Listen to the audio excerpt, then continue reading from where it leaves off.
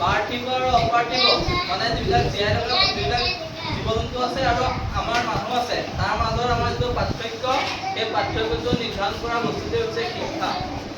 শিক্ষাই আমাক জীৱ-জন্তুৰ পৰা এটা বেলেগ জীৱলৈ আমাক গম পাইছানে? এতিয়া ইয়াত কিছুমান আজি বস্তু লিখিত আছে, কোনে কোনে পঢ়িছা? এই লিখিত বস্তুখিনি কোনে কোনে পঢ়িছিলা? নে কোনো চোৱাই নাই তুমি? হা?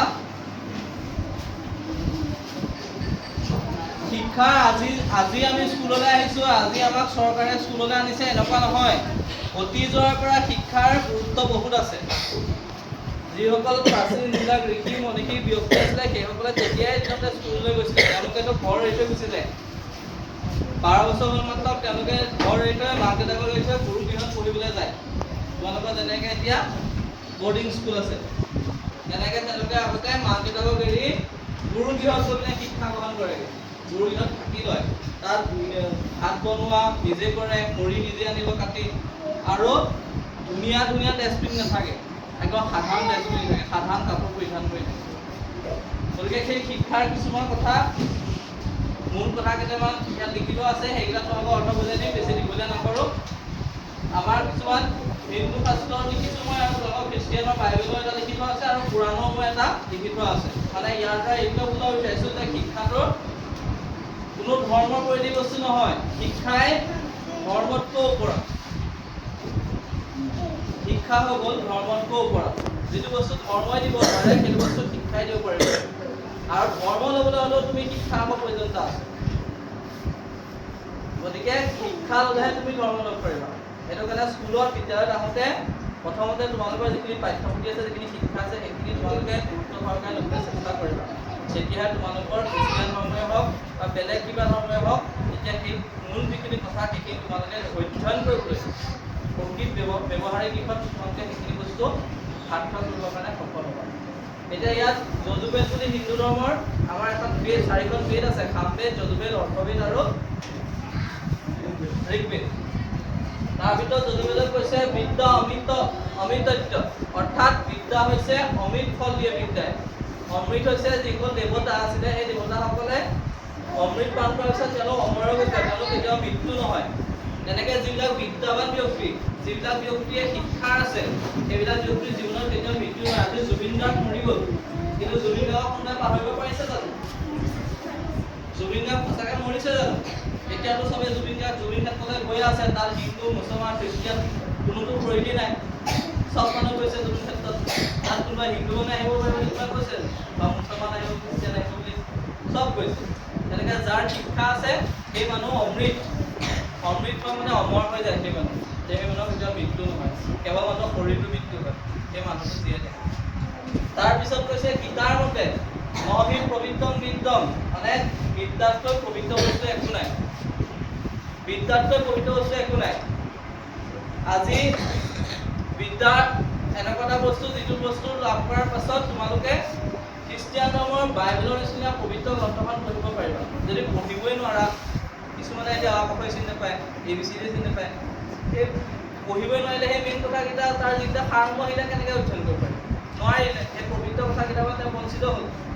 গতিকে শিক্ষাই সেই পবিত্ৰতাটো অৰ্জন কৰিবলৈ সুবিধা প্ৰদান কৰে। সেইটো কাৰণে কৈছে নহি পবিত্ৰ বিদ্যা, যে শিক্ষাতকৈ এই পৃথিৱীত আৰু পবিত্ৰ বস্তু বেলেগ আছে। তাৰপিছত কৈছে সুভাষিতমত বিদ্যা মনুষ্যত্ব তৃতীয় নেত্ৰ, মানে বিদ্যা হৈছে মানুহৰ জীৱনৰ দ্বিতীয় চকু। আমাৰ এই দুটা চকু আমি দেখি আছোঁ, হয় নহয়? কিন্তু কিছুমান অন্ধ ল'ৰা ছোৱালী থাকে, সেইবিলাক ল'ৰা ছোৱালীও কিন্তু শিক্ষা আছে, আৰু সিহঁতি ষ্টেণ্ড কৰে মেট্ৰিকত। কেনেকৈ কৰে? সিহঁতৰ সেই তৃতীয় চকুৰ দ্বাৰা, সেই শিক্ষাৰ দ্বাৰা, সিহঁতৰ সেই শিক্ষাৰ দ্বাৰা, সেই তৃতীয় নয়নৰ দ্বাৰা সিহঁতি মেট্ৰিকত ষ্টেণ্ড কৰিব পৰা সিহঁতি শক্তি অৰ্জন কৰে। সেইটো কাৰণে বিদ্যাক তৃতীয় চকু বুলি কৈছে। আমাৰ ভগৱানে এই দুটা চকু দি পঠিয়ালে, হয় নাই? কিন্তু আজি বিদ্যাৰ দ্বাৰা আমি তৃতীয় চকুত অৰ্জন কৰিছোঁ। তাৰ দ্বাৰা আমি ইয়াতকৈ মই বেলেগ হৈছোঁ। কিয় বেলেগ হৈছোঁ? কাৰণ ইয়াত শিক্ষা নাই। এজন শিক্ষিত ব্যক্তি, এজন শিক্ষিত ব্যক্তি, তাতকৈ সি কিয় বেলেগ হ'ল? কাৰণ সি সেই তৃতীয় নেত্ৰ, তৃতীয় চকুটো সি অধ্যয়ন কৰিছে।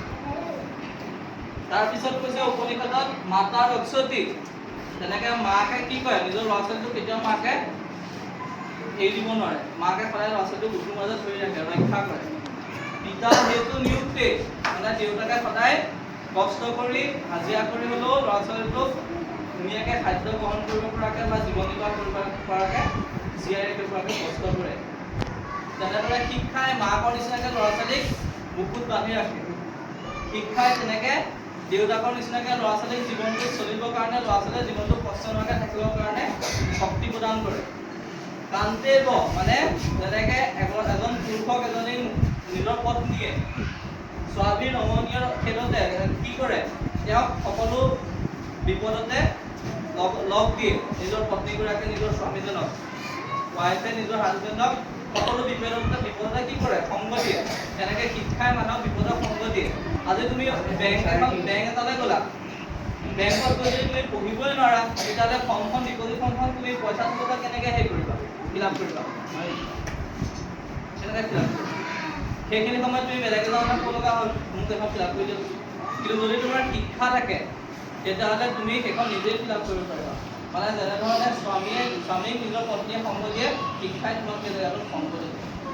সেইটো কাৰণে কৈছে কান্তিব স্বামীৰ নমনীয় খেলত লক্ষ্মী তনতীশ বিনতী দীক্ষণ প্ৰীতি, মানে শিক্ষাই তোমাক প্ৰীতি দিব। আজি Biswa sir, Gopal sir, Dutta sir, Saikia sir, তোমালোকে ছাৰ বুলি কিয় মাতিছা?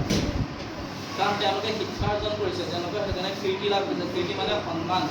যদি তেওঁলোকৰ শিক্ষা নাথাকিলে, শিক্ষক নহ'লে তোমালোকে সাধাৰণ ব্যক্তিৰ দৰে ৰাস্তাত মাতিলাহেঁতেন, তেতিয়াতো ছাৰ বুলি মাতিছে।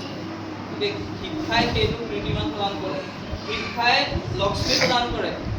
শিক্ষাৰ জৰিয়তে আজি তেওঁলোক আছে যদি তেওঁলোকৰ যিটো জীৱিকা, তেওঁলোকে ইয়াৰ শিক্ষাৰ জৰিয়তে অৰ্থিব জগতখনত মানে আমাৰ যিখিনি প্ৰয়োজনীয় দৈনিক জীৱনত সেইখিনি তেওঁলোকে শিক্ষাৰ জৰিয়তে লাভ কৰিব পাৰে। তাৰপিছত কৈছে কৃত্ৰিম স্বাধীন কল্পনীয় বিদ্যা, যে তোমালোকে বিদ্যাই আৰু কি কৰিব পাৰে তোমালোকে কল্পনাই কৰিব পাৰে। তাৰপিছত বাইবেলত কৈছে সৰুতে পোৱা ভাল শিক্ষাই মানুহক জীৱনৰ শেষ মুহূৰ্তলৈকে সফল কৰে।